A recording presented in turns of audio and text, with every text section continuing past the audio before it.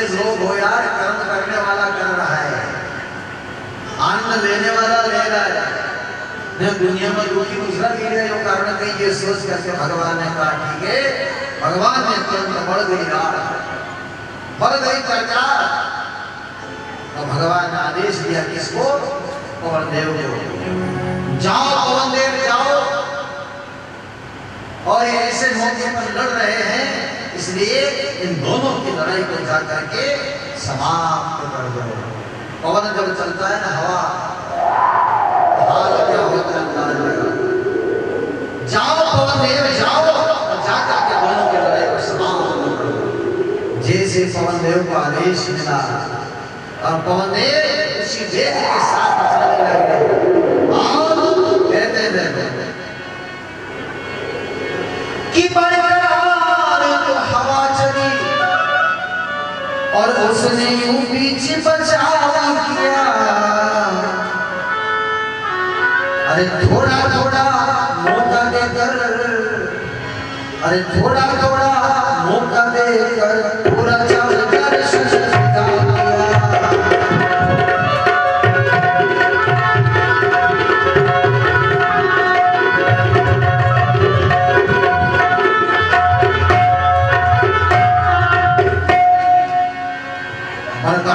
हवा चली। उसने जाकर के पवन देव को आदेश दिया, और इतनी हवा चली, हवा चलते चलते बादल भी दिखा गए।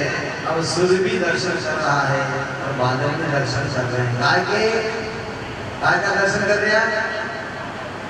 केवल राम जी को, सीता जी को, लक्ष्मण जी को नाव में बिठा करके धीरे धीरे चलाता जा रहा है।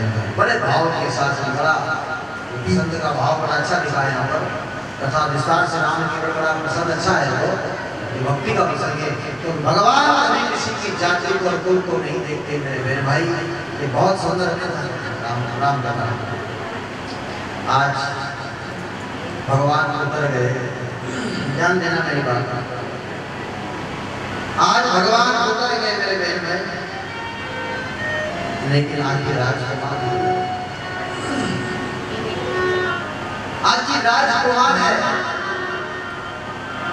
अगर थोड़ा सा से मेहनत कर जाता है ना, तो बड़ा आदमी देता है, सब कुछ देता है।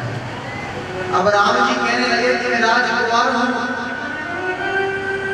मैं तुम्हें क्या दूंगा? मेरे पास एक टूटी कोड़ी नहीं मेरे भाई, एक कोड़ी मेरे पास में नहीं, मैं दूं, मैं क्या दूं तुम्हें? नाव बोल रही हूं। केवट कहने लगा भगवान ऐसे वचन मत कहिए प्रभु। राम जी ने कहा कि मैं गरीब हूं नाथ, आज मेरे पास देने के लिए टूटी कोड़ी नहीं है। केवट ने कहा कि भगवान आप जैसा दाता तो संसार में नहीं हो सकता है, और आपने जो आज मैंने लिया है, ऐसी कोई नाव उतरी, ऐसी मजदूरी जिंदगी में कोई नहीं लेता। मैंने जैसी मजदूरी ली है, वो जीवन में कोई ले नहीं पाएगा। सीता जी की निगाह पड़ गई। पत्नी वही है, पत्नी भी वही होती है जो पति की भावना को समझ जाए, है? पत्नी वही होती है जो पति के भाव को समझ जाए। सीता जी अपने पति के भाव को, राम जी के भाव को समझ गई। आखिर राजकुमार है, बड़ा आदमी है, मेहनत करेंगे आदमी ने, यानी केवट ने मेहनत करी है, भगवान कुछ देना चाहते हैं, भगवान कुछ देना चाहते हैं। ये सोच करके सीता जी हाथ जोड़ करके कहने लगी केवट राज सुनो। जैसे भगवान राम हंसते हुए कहने भाई सुन केवट, क्या दूं मैं तुम्हें नाव उतरे, क्या क्या करने लग रहा है?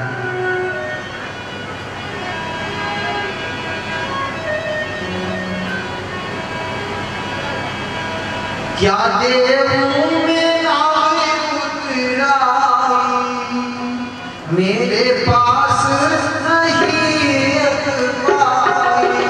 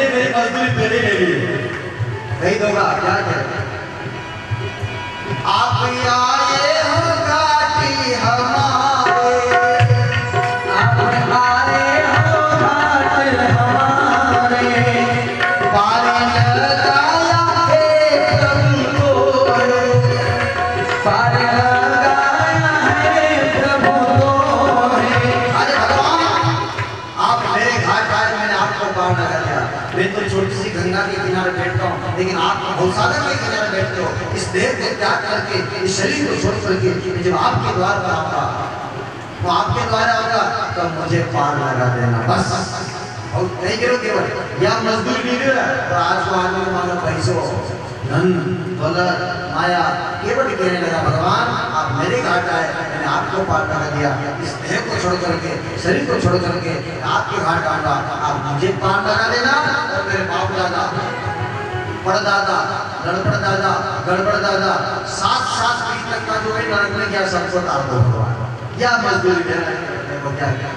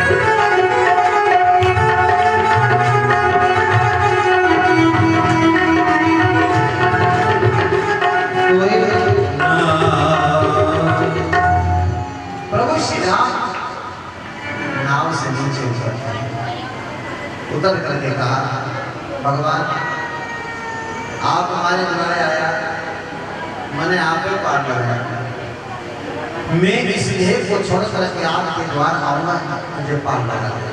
देखो मजदूरी की नीति तो कहीं नहीं बनाई कि हमारा बाप दादा है ना।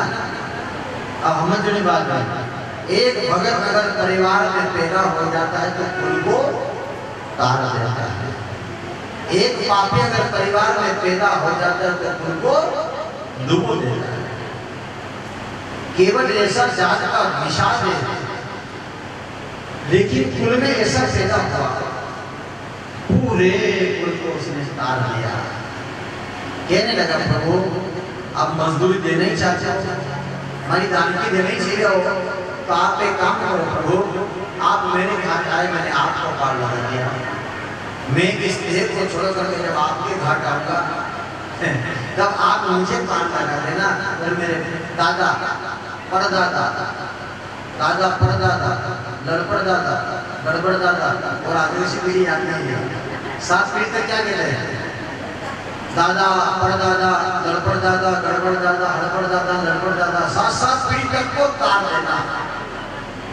भगवान में आशीर्वाद दे जाके जाओ केवल 7 पीढ़ी तक को मैं तार दूंगा। कोई भी नरक में गया होगा, लेकिन मैं कहता हूँ, मैं वचन देता हूँ कि तुम्हारी 7 पीढ़ी को तार दूंगा। मजदूरी नहीं केवल सीता जी, राम जी जब आगे वनवास जाते हैं मेरे बहन भाई, और थोड़ा विश्राम करते हैं पंचवटी में जाकर के, मेरे भाई भरत आते हैं इधर अयोध्या में। ये कथा आती है भरत मिलन की छोटी सी, तो संक्षिप्त सुना देते हैं। जब भरत जी को मालूम पड़ा इधर भरत जी अयोध्या में आते हैं, महाराज दशरथ जी ने अपने प्राण त्याग दिए। दशरथ मरने की बात सुन करके भरत भैया बहुत दुखी हो गए, भगवान ये क्या हो गया? भरत जी ने आकर के जैसे पूछा, माँ वो सच्चा से जाकर के निपट जाते, माँ तू कुछ तो बोल, ये क्या हुआ? पिताजी पृथ्वी पर पड़े, ऐसी अवस्था